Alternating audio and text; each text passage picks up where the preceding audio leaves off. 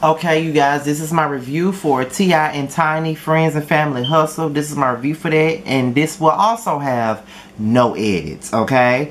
What I'm gonna do is, because, you know, I did a video a couple of days ago asking you guys, should I continue to review Married to Medicine? The majority ruled and said I should. So, instead of doing that video after this one, what I will do when I get off of work at 4 o'clock tomorrow is I'm going to do my Married to Medicine video tomorrow evening when I get off at 4. And what I'm going to do is it'll be up tomorrow night. Well, not really tomorrow night. It's because this video will be up Tuesday night. So basically it's going to be Tuesday morning. So basically this Married to Medicine will be out Tuesday night, which is at this point tonight. Okay? So that's when it'll be out. Yeah, because I was really going back and forth with, you know, saying fuck the, you know, I was in the mind of saying fuck what the fuck they got to say. Shit, I don't want to review this damn show, but you know, y'all said y'all want it, so I'm gonna give it to you. Okay, so let's just get into this review right here. So we're gonna open this up with Tiny now. Her and King in the car, and she feels like King need to have the birds and the bees talk. I don't know, but how old were you guys when y'all had the birds and the bees talk? Because I think I had it when I was in middle school. And then on top of that, they had like classes for us when we was in middle school. Like we'll learn abstinence and learn about different types of diseases and all of this type of stuff. So I think it's pretty late in the game for her to be having the birds and the bees talk. But she's trying to ask him, is he having sex? And he's really walking around the answer. Like, he's not saying he has, but he's not saying that he is. You know what I'm saying? He's not saying that he isn't either. So, we really don't know what he's doing. But in a sense, it's kind of like he's toying with... he's toying with Tiny's mind. Because, of course, what mother would want their child to be having sex at 14? Like, let's just be real with that, you know? But we don't know. So... Zonique and Reginae. Y'all, I really don't like Reginae. I don't want to talk about her, but she was all over this damn episode, so I really ain't got no other choice but to talk about the bitch, because if I didn't talk about it, this review will be so damn short. But her and Zonique decide that they're going to catch up with each other, and Reginae is practically talking about her relationship with Lucci and how her mama really don't approve of her being with him. At this point in time of her life, you know, she feels like, you know, her mother wants her to do the things that she wants her to do, and she just wants to be happy for her own self. And she's really not too happy with the public notion of her and Lucci's relationship. You know what I'm saying? I can only imagine how things are with her at this point in time. You know what I'm saying? Like, I can only imagine how it is to have a public relationship. You know what I'm saying? Because people like me, I can live my life in peace. I don't have to worry about nobody being in my business. You know what I'm saying?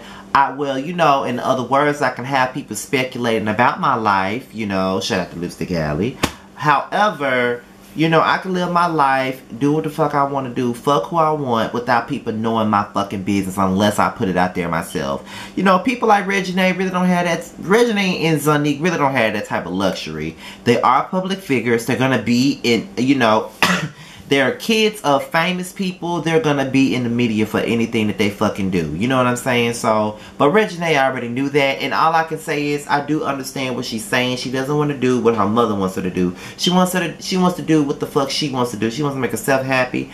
But I do understand where her mama coming from, because Toya, you know, Lucci is old as fuck. Not that much older than, I mean, I'm older than Lucci. I think he's 27 and I'm 29. So he's old as fuck compared to Reginae. And he also has a lot of baggage. Like, he got 4 kids. Reginae is only 19 years old. What mother would want their child to be with someone like that at that age? You get what I'm saying? But, you know, I try to see things from both sides. So Toya and Monica, they go to this fresh, you know, place for the fruit and vegetables. And they talk about Toya and her anniversary, her brother's death anniversary. Now, I remember watching her show, A Family Affair, when Tiny stopped doing Tiny and Toya. You know, Toya got her own show on BET. and we saw a lot of her family life. We saw her brothers, we saw her mama, you know what I'm saying? And I remember Josh and Rudy being on the show, and I remember how Rudy and Toya had this close-knit relationship. But I do know that in the years that the last few years of Rudy's life, him and Toya were not getting along. Toya wasn't fucking with him like that. And so it is kind of sad to see that they never got a chance to mend their relationship before he passed. That got to be something that still haunts Toya to this day. So although I don't fucking like Toya at all, I don't fuck with her, period, I do feel for her in this particular situation because I have a younger brother. Like, I have 2 younger brothers, but the closest to my youngest brother, who's now in college, and I would fucking die if something happened to him and we wasn't able to mend our relationship. Like, me and my youngest brother are very, very close. My little brother is like my best friend. You know, he's only 18 years old and he has such an old soul, and we click on so many levels. And it could be the fact that he's an air sign like me. I'm an Aquarius and he's a Gemini, and I normally get along with Geminis. So that could be what it is. But if I had a strain on my relationship with my brother and he passed away, God forbid, I would be tore the fuck up, okay? Like, even with my other brothers, I have another young brother on my dad's side. He's just a year younger than me, and we were beefing for a long time. Like, I didn't talk to my brother for years, and when we visited New Jersey this past summer, we got really, really tight, and it's like nothing ever happened. So I always felt like if something ever happened to him and we never talked, I would be like in shambles, to be honest. So I do get it. But one thing that Monica was saying that I do totally agree with is the fact that when a person does something to me, you have to check and see if they're alive, because they are totally dead to me when they do something to me. You know, I can give a person so much love and affection. It could be a relationship, it could be a friendship, it could be anything. I can give you so much, and I'm such a giving person, you know what I'm saying, that when you do something to me, I kill you off in my brain. You know what I'm saying? Like, I don't fuck with you, period. When you hurt me to the core, you know what I'm saying? Like, I can forgive people. You know, I've forgiven a lot of people in my life. But there are some people that I have never really had any closure with. There's some people that have hurt me and I never had a chance to have that conversation. I never had that chance to have any closure with the situation. You know what I'm saying? And you know, I've talked about it on here, and then, you know, people have their opinions, you know. Oh, you know, some people will be like, you know, Scotty need to get over certain situations. You know what I'm saying? It's been years, which it hasn't. It's only been a year. Scotty need to get over this. Scotty need to get over that. But when people hurt you and you don't get a chance to have no closure, sometimes it still bothers you when you don't get no closure.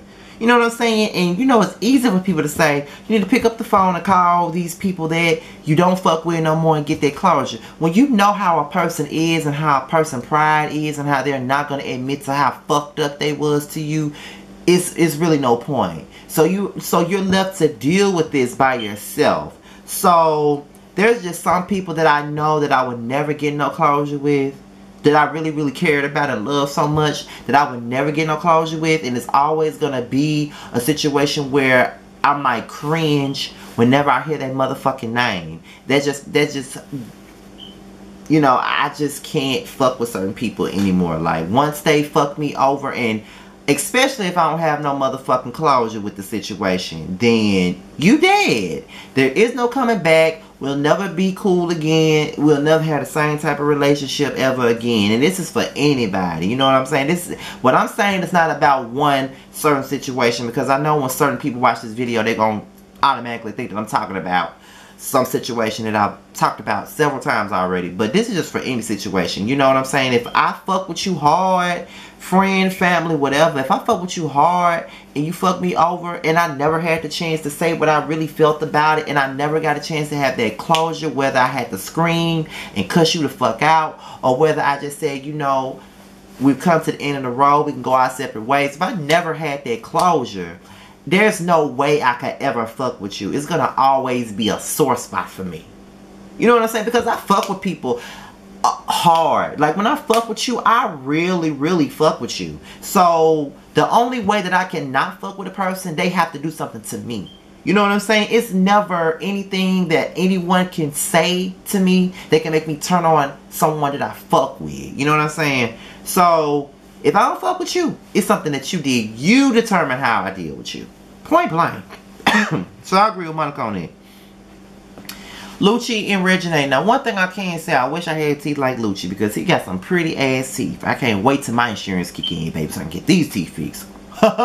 Can't wait till I get that insurance card. But yeah, but they talk about their relationship and how, you know, she feels like her mama really ain't for it, which she ain't. She got every right to be, and she just wants to live her life and be happy. You know, she's young. She wants to do what she feels, and I understand. You know, sometimes, and you're only 19.